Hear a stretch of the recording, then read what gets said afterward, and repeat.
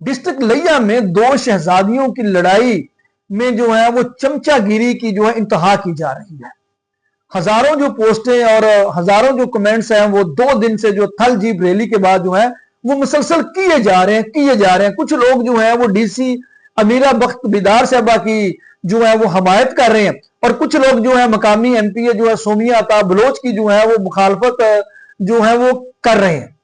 लेकिन अब इन लोगों को जो चमचागिरी की बेस के ऊपर जो है वो दो ताकतवर शहजादियों की जंग लड़ रहे हैं, जो इनको पता ही नहीं है कि जो है असल में वो कर क्या रहे हैं, असल में इसमें गलत कौन है, ठीक कौन है, और रूल एंड रेगुलेशन और प्रोसीजर क्या कहता है। तो ये बाज लोगों को नहीं पता इस हवाले से। तो पूरी बात की गई है इस वीलॉग के अंदर, बताया गया है कि इन दोनों खवात शहजादियों की लड़ाई में हक पर कौन है, सच पर कौन है। जो लोग सोमिया का क्रिटिसिज्म इस चीज के ऊपर कर रहे हैं कि वो नून लीग की एमपी है, तो वो जान लें कि जो डीसी साहबा है वो कौन है, तो फिर उनका भी जो बनाया गया बयानिया है वो ठुस हो जाएगा। तो बहरहाल थल जीप रैली को इस साल शोहरत मिली है और शोहरत तो पहले वो जो डीसी साहबा की एक चाको चबंद दस्ते के दरमियान में बैठे हुए जो एक फोटो वायरल हुई उससे मिली थी। लेकिन सोने पर सुहागा कि जब वो वायरल हुई तो सोमिया ताब बलोच साहबा ने कहा कि मैं क्यों नहीं वायरल हो रही। तो ये अब वो भी वायरल हो चुकी है। इसका फायदा किसको हुआ है, नुकसान किसको हुआ है, और इसमें हक पर कौन है, और रूरल रेगुलेशन और प्रोसीजर क्या कहता है, और पाकिस्तानी अवाम ऐसे काम शौक से क्यों करती है, ये सारी डिस्कशन इस वीलॉग में की गई है। लाइक सब्सक्राइब जरूर कीजिएगा। जो है सोशल मीडिया के सार्फिन से गुजारिश है कि अपनी राय का इजहार जरूर किया करें, क्योंकि ये राय ही हमारा सबसे बड़ा ज्यादा जो है वो फीडबैक है और ये हमारी सपोर्ट करती है। तो आइए इस वीलॉग को शुरू करते हैं। अस्सलाम वालेकुम नाज़रीन, मैं हूं इमरान हैदर और सलाम है पाकिस्तानी अवाम को कि ये ताकतवरों की जंग जो है वो बड़ी अच्छे तरीके से लड़ते हैं। अपने हकूक की बात करें ना करें या अपने मसाइल की बात करें ना करें, लेकिन हम ताकतवरों की जो की साइड्स जो हैं या चमचागिरी है वो बड़े अच्छे तरीके से करते हैं। थल जीप रैली के बाद मकामी एमपीए सोमिया अता और जो लिया की डीसी हैं उनके दरमियान जो है मामला जो है वो शिद्दत अख्तियार कर चुका है। इस वक्त जो हजारों जो लोग हैं वो दोनों की सपोर्ट कर रहे हैं और ये इस बात का तयन जो नहीं हो रहा कि इन दोनों में दुरुस्त कौन था।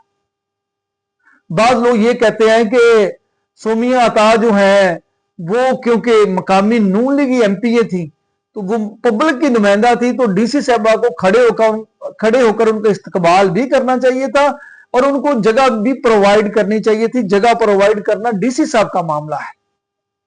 तो उन्होंने इस हवाले से सोमिया अता की जो है उनके साथ अच्छा सलूक नहीं किया। जबकि दूसरी तरफ जो है वो जाहिर बात है डीसी साहबा के जो चाहने वाले हैं वो ये कह रहे हैं कि डीसी साहबा जो क्यों मुस्लिम लीग नून की जो एमपी है उसके लिए इतना कुछ करती या उसको प्रोटोकॉल देती, क्योंकि ये तो एक छीनी हुई सीट के ऊपर जो है वो सिलेक्ट होकर आई हुई है।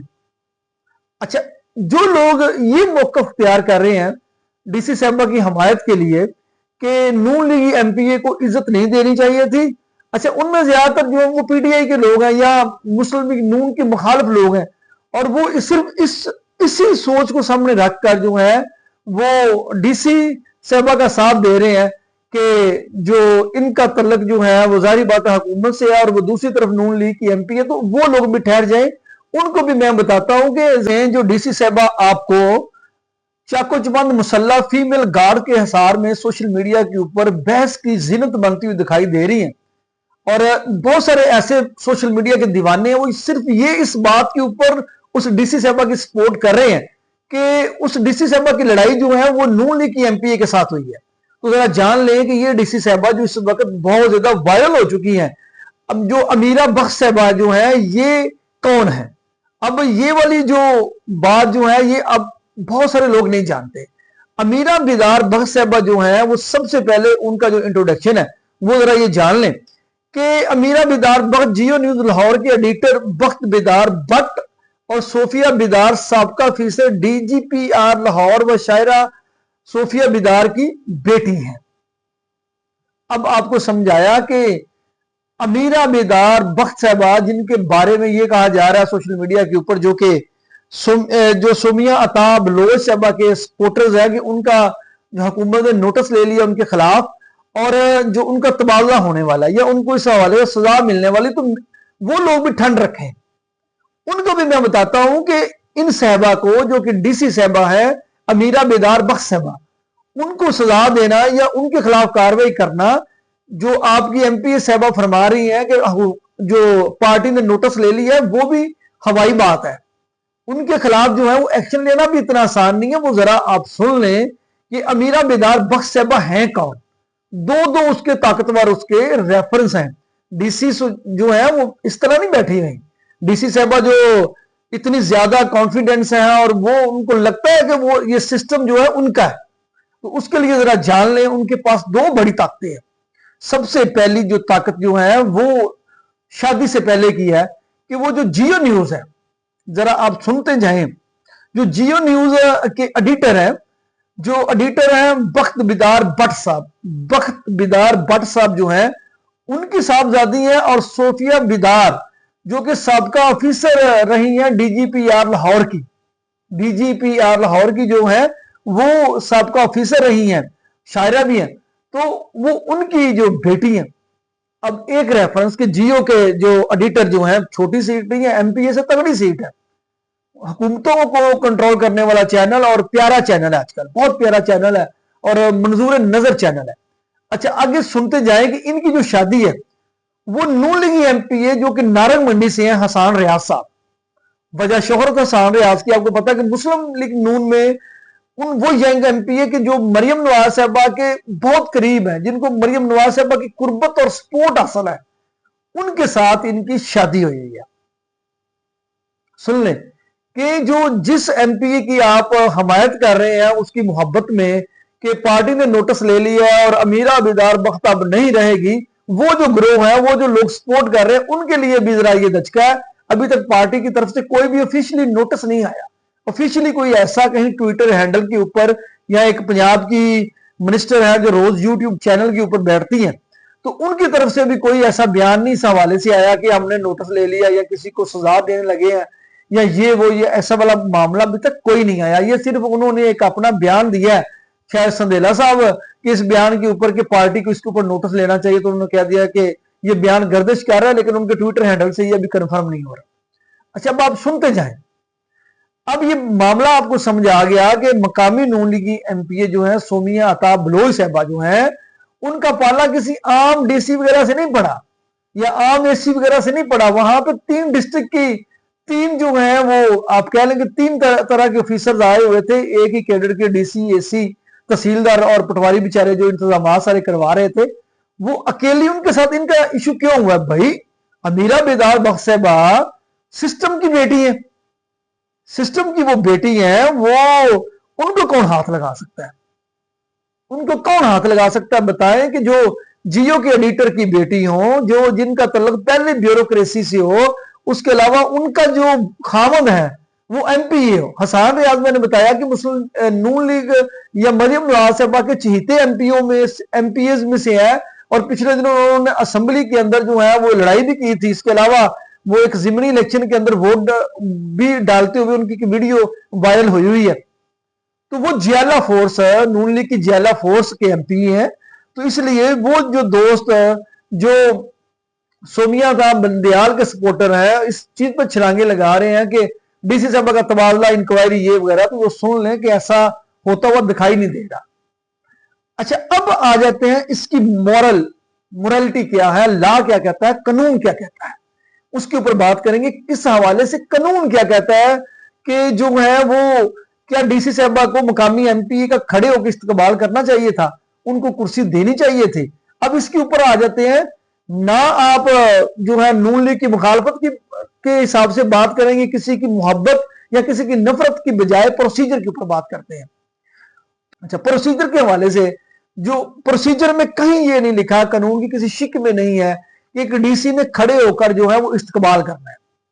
डीसी जो है वो भी अवाम का नुमाइंदा है और एमपीए भी अवाम की जो है वो मतलब नुमाइंदा है। दोनों ही हमारे पैसों से टैक्स पेयर की तनख्वाह लेते हैं, डीसी के पास जितने इख्तियारात हैं, जितना पैसा है वो अवाम का है। एमपीए के पास भी जितना इख्तियार है या जितना पैसा है वो अवाम का है। एमपीए की हुकूमत बदलती रहती है, कभी वो उनका एमपीए बनने का कोई खास प्रोसीजर नहीं है कि आप एमपीए बन गया तो अगले 40 साल आप एमपीए की नौकरी करते रहेंगे। वो अवाम के वोटों के साथ मुंसलिक है कि मतलब अवाम जिसको वोट देगी वो एमपीए बन जाएगा, और जो एमपीए बनेगा तो उस मकामी जो इंतजामिया है अखलाकी तौर पे उनकी एक मॉरल वैल्यू ये है कि वो उसको प्रोटोकॉल या उसको इंपॉर्टेंस देंगी। इंपॉर्टेंस देने से मुराद ये है कि जब एमपीए किसी दफ्तर में आता है या डीसी के दफ्तर में आएगा तो इसका मतलब ये है कि अवाम आई है, और अवाम को इंटरटेन करना, उनकी बात सुननी जो है वो एक डीसी के असल उसकी जॉब ही यही है, रूल एंड जो रेगुलेशन के मुताबिक। लेकिन इसका यह मतलब नहीं है कि उसने जो है उसको सलूट मारना है या खड़े होकर उसका इस्तेमाल करना है। ब्यूरोक्रेसी की डिक्शनरी में यह लफ्ज कहीं नहीं लिखा। हाँ, लेकिन ये अखलाकी तौर पे या ये समझा जाता है कि उन्होंने जो चीफ मिनिस्टर को, जैसे आईजी यूनिफॉर्म वाले ने तो उसके रूल एंड रेगुलेशन में है कि अवामी नुमाइंदे को उसने सलूट करना है, लेकिन डीसी ने सलूट नहीं करना सीएम साहबा को। तो इस तरह नीचे तरफ आते जाए तो जो एसी है या डीसी है उसके ऊपर खड़े होकर उसका इस्तेमाल करना कहीं भी नहीं लिखा हुआ, लेकिन ये किया जाता है, ये रवायत है, ये रीत है, या ये समझा जाता है कि हमने पब्लिक नुमाइंदे को इज्जत देनी है। अगर इस लिहाज से देखा जाए तो डीसी साहबा ने अवामी नुमाइंदे को इज्जत नहीं दी, और उसका इजहार अवामी नुमाइंदे ने ट्विटर पे कर दिया। मतलब इसका क्या हुआ कि अवामी नुमाइंदे को पता था कि मैं इस डीसी का कुछ बिगाड़ नहीं सकती, तो क्यों ना इसकी कैरेक्टर असैसिनेशन ही की जाए, या ये मीडिया के ऊपर ये इशू लेके आया जाए, और इस इश्यूज के जरिए जो है वो जो एक जो आप कह लें कि पूरी लॉबी है इस डीसी के खिलाफ वो जो है वो एक खड़ी की जाए। तो उसमें मकामी एमपीए, जाहिर बात है जब कोई भी अफसरशाही स्कैंडलाइज नहीं होना चाहती, ऑफिसर जो है वो स्कैंडलाइज नहीं होना चाहते, और इस तरह बैड डिस्कशन उनका जो कैडर है उनकी फाइल को खराब करती है। तो इस हवाले से मैं समझता हूं कि एमपीए सोमिया अता बलोई साहबा जो है वो कामयाब हुई है। उन्होंने इस मसले को हाईलाइट किया। पब्लिक का तो काम ही यही है कि मसले को हाईलाइट करना। अच्छा, अब यहां पर आती है कि उनके ऊपर बड़ा एतराज ये है सोमिया अता बलोई साहबा के ऊपर कि मकामी एमपी है, लेकिन वो तो छीनी हुई सीट के ऊपर एमपीए बनी हुई है। आपको पता है कि पीटीआई की जो जब खत्म हो गई थी तो सुन्नी इत्तेहाद एक जमात आई थी, और उसके हिस्से में कुछ सीटें जो थी वो जारी बात है जो आप कह लें कि सीटें मखसूस नशिस्तें खवातीन की होती हैं तो उनके हिस्से की थी, और वो खत्म कर दी गई। यानी कि पूरे पाकिस्तान से पीटीआई वाले कहते हैं कि हमारी सीटें छीन ली गई। तो इसके नीचे भी बहुत सारे कमेंट पीटीआई वाले कर रहे हैं कि ये तो छीनी हुई सीट के ऊपर एक एमपीए मुंतखब होके आई है, तो इसलिए डीसी साहबा ने ठीक किया है कि उनको सलूट नहीं किया। तो जो छीनी हुई सीट के ऊपर आएगा तो उसकी जो है वो, या फॉर्म 47 के ऊपर, तो उसको हुकूमती जो इंतजामिया उसकी तरफ से इंटरटेन करना जो है वो जो ना भी करे तो चल जाएगा। और इसी तरह का वाकया जो है सियालकोट में पहले हो चुका है। सियालकोट का स्कैंडल जो है इंतजामिया का मकामी एमपीए के साथ, उसमें भी जो जो इंतजामिया का बंदा था उसने ये कहा था, जो एसी साहब थे, गालबन एसी या डीसी साहब थे, अब अच्छा, उन्होंने ये बात कही थी कि ये एमपीए, इसको तो मैंने ठप्पे लगा के खुद एमपीए बनाया हुआ है।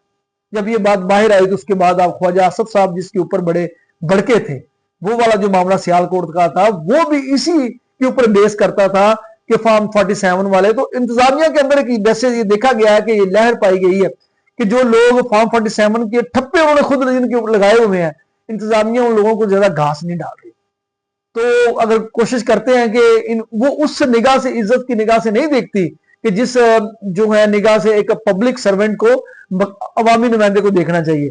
तो बहरहाल इस वीडियो के फाइनल में जो चीज एथिकली कानूनी तौर पे हम इस कंक्लूजन को पहुंचे हैं वो यही है कि डीसी साहबा को मकामी एमपीए की को निशिस्त देनी चाहिए थी, क्योंकि वहां पर इंतजामिया, इंतजामी अमूर, वहां पर इंतजामात की जिम्मेदारी जो है वो डीसी साहबा की थी, और डीसी साहबा को जो मकामी एमपीए साहबा को निशिस्त भी देनी चाहिए थी और खड़े होकर उनका इस्तेमाल भी करना चाहिए था।